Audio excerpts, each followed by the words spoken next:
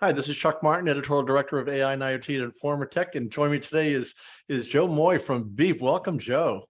Hey, Chuck, glad to be here. Appreciate the opportunity to chat with you and your audience. Yeah, we got a lot to talk about in terms of full autonomy. Speaking of full autonomy, you guys actually are pretty full autonomy. For anyone who doesn't know, can you describe a bit what Beep does? Yeah, Beep is deploying electric autonomous shuttles in these multi-passenger use cases, kind of what's affectionately called the first mile, last mile forms of mobility, where we are in private and public communities, servicing these 1 to 2 mile directional routes to hopefully provide, incremental access to goods and services in these individual communities, and frankly, filling the gap for micromobility as a whole, which is a big, limiting area of transportation in our country. We're doing that, as you mentioned, and with full autonomous electric vehicles, with the support of a test program that we're working through NHTSA and DOT. Can you go through some of the difference in terms of autonomy vehicles? I mean, we write about and cover things like the GM Cruise and Waymo and so forth, and people think about autonomous vehicles as self-driving cars or automated Ubers, and what you're doing is really something a bit different. It is, Chuck, and I appreciate you pointing that out.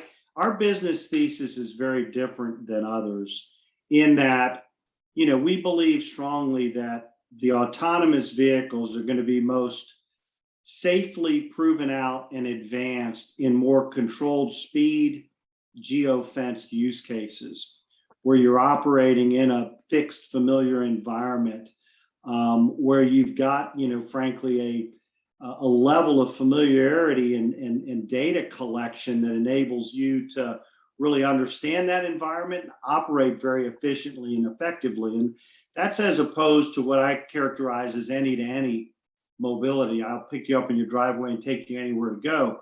I mean, just by default, if you think about it, for an autonomous platform to be able to have that wide breadth of operational capability is much more difficult than doing that in a controlled environment. So that's really the primary difference between us and what others are doing in the robo-taxi arena. Yeah, a few years ago, and I'm sure you're aware of this, at CES, all the major players came out and said, we're going to have self-driving cars. It looked like next year. And then the next year they came out and said, all these self-driving features are actually going to be driver assist things that we're going to simply add to cars that people drive. Is that where you see things going in terms of that space where full autonomous vehicles are, it's an unbelievable challenge, as you know, and an incredible amount of resource that it takes to do an autonomous vehicle, again, versus the kind of stuff that you're doing? Yeah, and again, I may be the contrarian on this topic. One, I think industry's done itself a disservice by, projecting too lofty an expectation. To your point, we time and time again kind of moved the goal line of what autonomy was going to be. And, anybody that was around 5 years ago reading up on this would have thought that cars would be all over our roadways without drivers in them today. And yet, we're making tremendous advancements in the technology, the platforms, improving safety with driver assist. I mean, all of that is benefiting, I think, the maturation of autonomous mobility.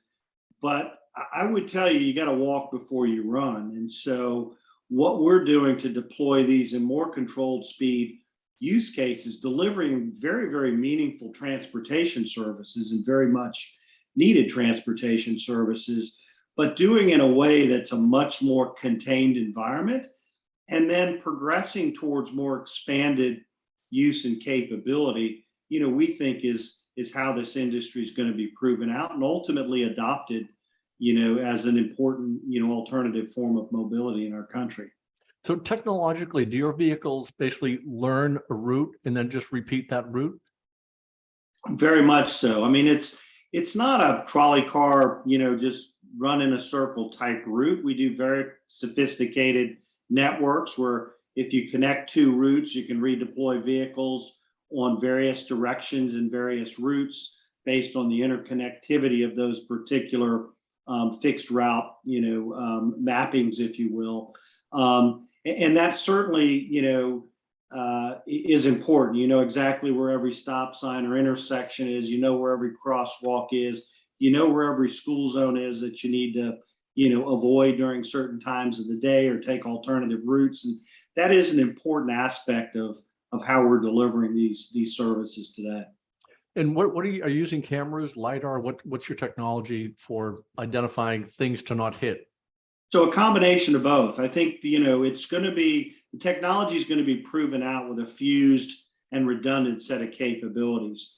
The camera technologies that we're seeing deployed on these vehicles today, are outstanding. I mean, that's an important aspect of being able to visualize and really perceive the environment in front of you. The LiDAR themselves are an important redundant capability that give you the opportunity, to really create a three-dimensional image of everything around you, do projection analysis or trajectory analysis where I know that pedestrian is walking away, and so I don't need to stop and and give them access to the roadway. So it's much more sophisticated than just kind of observing and reacting. It's really where kind of the intelligence starts to the AI piece of this really starts to help advance, the both safety and performance of these services. And you still have basically backup, I don't want to call them drivers, but a person in the vehicles? We do. We have safety attendants on all our vehicles today. I think that's, as we move from level 3 deployments to level 4 deployments for your audience, basically going from an attended vehicle to a remotely attended vehicle is my definition of level 3 to level 4. You still need some level of interaction in level 4, but it doesn't need to be physically on board. But today, based on our partnership with NHTSA and the work we're doing in these test programs, we have safety attendants on board, and we'll ultimately be transitioning those off in the next couple of years. I'll also mention, Chuck, because I think it's important. Where these vehicles and this technology is going to be adopted and become part of the norm, and frankly, comfort around transportation is where people are educated. They've experienced it. They've had somebody on board to help them understand what the vehicle is doing and why, and where it is in this current state and where it's going. So in a lot of ways, these attendants, safety attendants, are as much ambassadors for helping people become more educated and comfortable with the technologies as we expand the use of them. A while back, I rode some of these vehicles in Tampa because they're here, obviously, as you know. And at the time, it was kind of almost like stop and go. It was a heavy traffic area with a lot of people near the famous pier. So as the people jumping in front of these things all the time. Is the technology going to improve over time so that it actually can predict a lot of that stuff? So it's a smoother ride, if you will? Yeah, it's a great question. And I think that's one of the biggest advancements that we're making in those technologies with the combination of fused sensors and cameras and radar and every component that we can utilize to better perceive the environment. I think the first generation of these vehicles were identify an obstacle, slow or stop. And that's what you experienced. You don't have a wide aperture that's looking out more broadly and trying to predict, is somebody walking toward me? Is there a vehicle approaching an intersection? It's more of a confined view that reacts to what's, in its vantage point there. And so the expansion of that view through the internal sensors and cameras, but also external views that we get from, cameras and traffic signals or at intersections and obviously interfacing with traffic signals. All of that is maturing and advancing, but I think your example's a great one of kind of some of the realities of the first generation versus where it's going to now perceive and respond much more human-like, I'll say, versus kind of machine-like. Yeah. Can you talk about the market and perception in general? You mentioned education of the market. As you know, we have these amazingly magnified scenarios where the Uber crash a few years ago, and all of a sudden everything has to stop. A couple of days ago, a dozen self-driving cars stopped at an intersection in San Francisco for hours and tied up a road. And those things get extremely publicized because they're interesting by themselves, because it's basically an anomaly. How does a market adapt when you have these major things that come along that become basically a black eye? Yeah, well, I think one, it is an education process, and it's people are going to have to feel more comfortable and understand the nuances of the technology for it to be more broadly adopted. I will say, as an industry, and it's probably no different than any other emerging technology, 38,000 people perish on our roadways every year, in traffic fatalities, and 94% of those are a result of human error or human impairment. There's no arguing that these technologies are going to save lives once they're, once they are more advanced and more widely used, and we can't lose sight of that. I mean, one fatality is too many fatalities, and I'm certainly not going to rationalize, what happened in one of your testing examples. But I'll also say that there's plenty of examples where they are avoiding accidents and responding to things in a way that, frankly, a human may not have been able to. And so you got to look at both sides of it. Yeah, it's an adoption issue, and it's an education issue, and it's a comfort issue. But two is, it's kind of a shame that, an autonomous vehicle bumps into a mailbox and it's front page news. And, and on the other side of the equation, there's a traffic fatality, many times a day in our country that aren't as publicized. And we just have to get balanced, and that's just the growth curve we've got to go through. Yep. Where's regulation in all of this? We're dealing globally, and we hear about regulation in different governments all the time. And I know you're involved with the regulators. Where's that stand, and where's it going?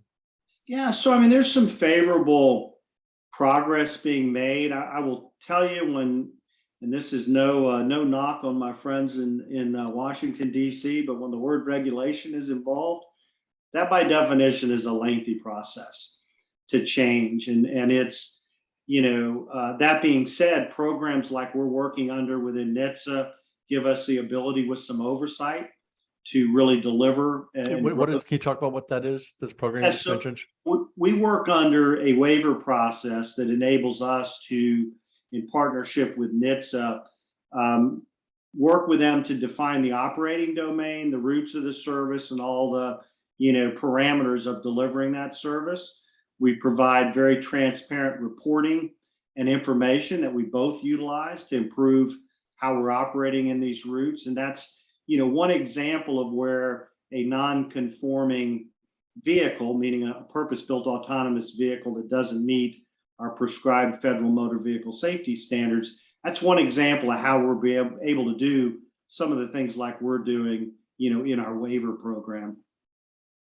Where does liability come in? You probably are aware that Mercedes is going to take responsibility for anything that happens with the failure of their autonomous technology. Although I'd like to see the fine print on that one. But and there's a court case in Europe going on right now with Tesla. Where do you see that shaking out, if you can predict that, just for the entire industry?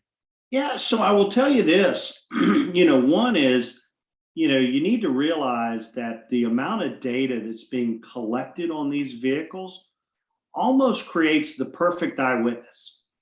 It's the log data that shows when the vehicle saw something, how it reacted, how long it took to stop.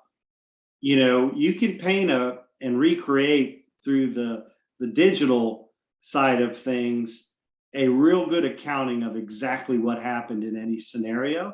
And that helps the liability chain. In our case, we're an operator.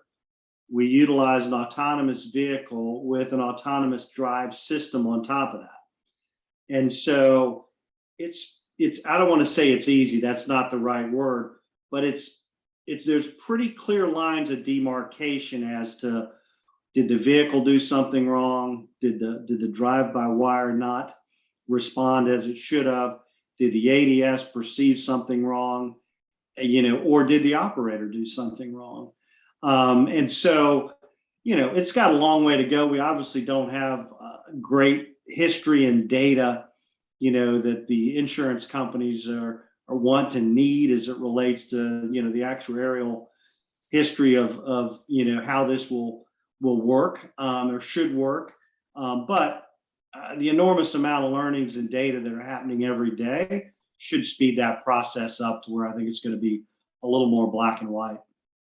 And what about inter-thing communication? We've got now Audi can read stop signs and red lights in advance coming. Your vehicles have to be able to connect with other vehicles.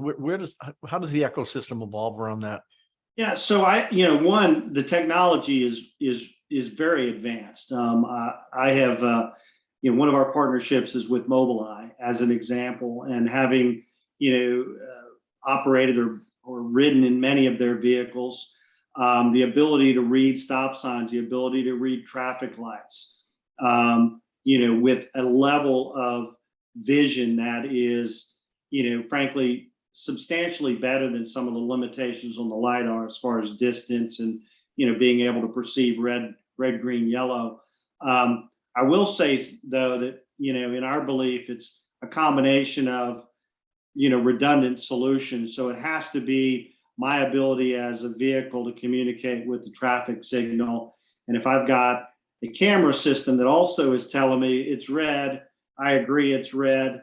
That's frankly the level of redundancy that we need to have built into these vehicles to truly go out and operate safely, especially when it comes to things like complex intersections. So where do we go from here? Is your system going to be basically added by essentially in transit systems like municipalities? So that becomes the new transportation system of the cities of the world? Yeah, I think again, and if you buy into my theory that we got to walk before we run, we're very focused on, what I characterize as the microtransit end of the market. We're not replacing full-size long-haul buses. And I think that's a misnomer as well. Oh, everybody's going to go out there and replace the buses and we're going to eliminate jobs. And that creates some challenges, especially in public transit. The reality of it is we're filling a big need, which is inarguably the poorest area of transportation that we provide to the public. And that is, in these first mile, last mile scenarios. I can take a bus to this city center. How do I get 2 miles across town to access the healthcare services I'm seeking or the jobs corridor I want to get to? And so providing these arterial routes in these urban downtown centers through public transit partners is a real key piece of our market. But it also goes beyond that. You think of the campus utilizations, you think of the airport utilizations, you think of anywhere kind of shuttles today either provide for or should provide for those types of use cases. There's an enormous need, and we see a big demand already building for how these platforms will fill an important role in public transit in the future. So for the business plan, where do you, I don't mean you personally, but where does the company basically make money? Are riders ultimately going to pay? Are communities basically going to lease the service? Where are you going to have basically advertising on the screens? What's the business model? Yeah, I think the answer is all of the above. And so you look at our work with public transit. Certainly, although there's a lot of these test programs going on that are providing real transportation services in autonomous mode, we call them test programs because it is a level of oversight and learnings and maturation we're going through. But you look at public transit and ultimately, yes, they'll be fare based. And then you deal with, well, how do you deal with a fare if it's truly an autonomous vehicle and somebody gets on and doesn't want to pay? And all those technologies and advancements are happening in parallel. How do I, as a disabled person, get onto a shuttle and clamp down my wheelchair? We're going to need automation to solve for those types of things. But so a lot of that technology is advancing. Back to your question of fares, I think certainly fare collection is an important piece of that. Advertising is something we do today on these vehicles to help offset the costs. Communities are creating mobility fees within homeowners associations where they want to provide these services to their residents and businesses and visitors. You have destination fees, much like a hotel might service a restaurant or might service, some other destination. How do they, charge a fee associated with that? And we've been able to do that in several of the use cases we serve. So I think it's all of the above, and in some cases it'll continue to be a free service. I can see the casinos loving this. Yeah, exactly. You know, their business model is they may not pay for the shuttle, but they'll pay for the shuttle. That's right. So a year from now, we're sitting here having this conversation. What will we be talking about a year from now? I tell you what, we're going to be talking about a year from now. That's going to be the onset of the next generation of these vehicles. And you used your example in the Tampa scenario and some of the limitations of these platforms today.